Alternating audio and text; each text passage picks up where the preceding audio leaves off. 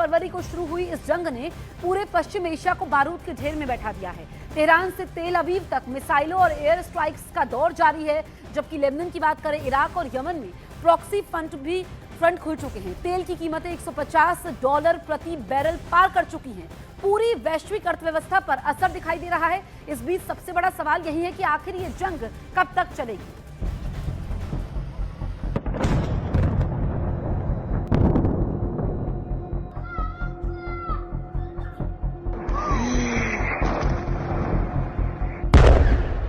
क्या रूस यूक्रेन की तरह होगा ईरान वॉर का अंजाम?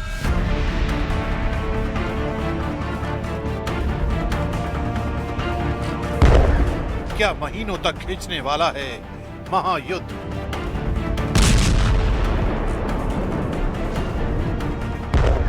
क्या है युद्ध के अंत की तैयारी? कौन किस पर भारी?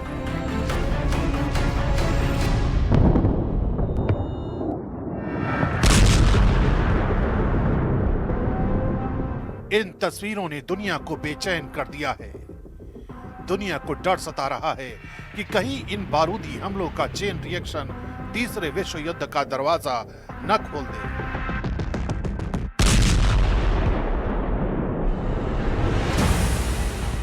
क्योंकि रूस और यूक्रेन की तरह ईरान वॉर के दिन भी बढ़ते जा रहे हैं। इसी वजह से अब ये जंग सिर्फ 3 देशों की लड़ाई नहीं रह गई, बल्कि पूरी दुनिया की चिंता बन चुकी है।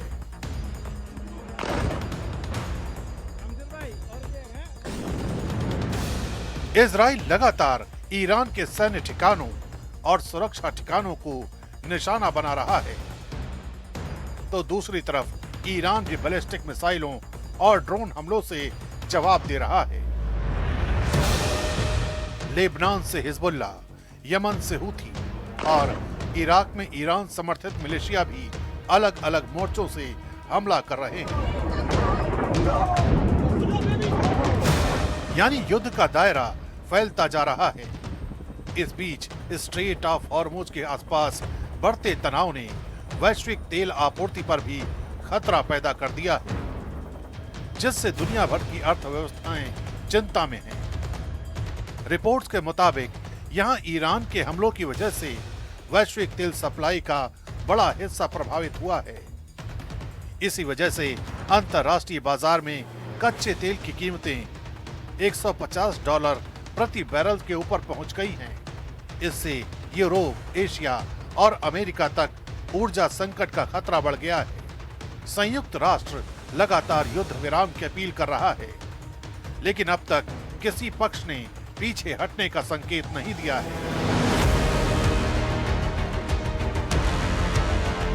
तनाव के इसी माहौल के बीच एक ऐसी तस्वीर सामने आई जिसने पूरी दुनिया का ध्यान खींचा। जब स्ट्रेट ऑफ हॉर्मुज में युद्ध का खतरा मंडरा रहा था और ज्यादातर देशों के जहाज इस रास्ते से गुजरने से बच रहे थे, उसी वक्त भारत के 2 जहाजों ने सुरक्षित तरीके से इस स्ट्रेट को पार किया। इन दोनों जहाजों के आगे भारतीय तिरंगा साफ लहरा रहा था।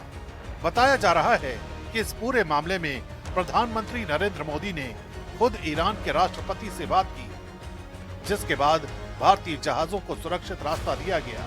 इससे पहले यूक्रेन युद्ध के दौरान भी कुछ ऐसा ही नजारा देखने को मिला था, जब रूस और यूक्रेन दोनों ने भारतीय तिरंगे वाले वाहनों को सुरक्षित रास्ता दिया था।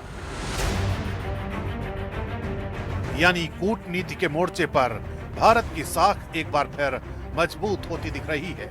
इस बीच अमेरिका के राष्ट्रपति डोनाल्ड ट्रंप लगातार ये दावा कर रहे हैं कि अमेरिका इस युद्ध में शेड्यूल से आगे है और ईरान जल्द ही झुक जाएगा। लेकिन विशेषज्ञों की राय इससे अलग है।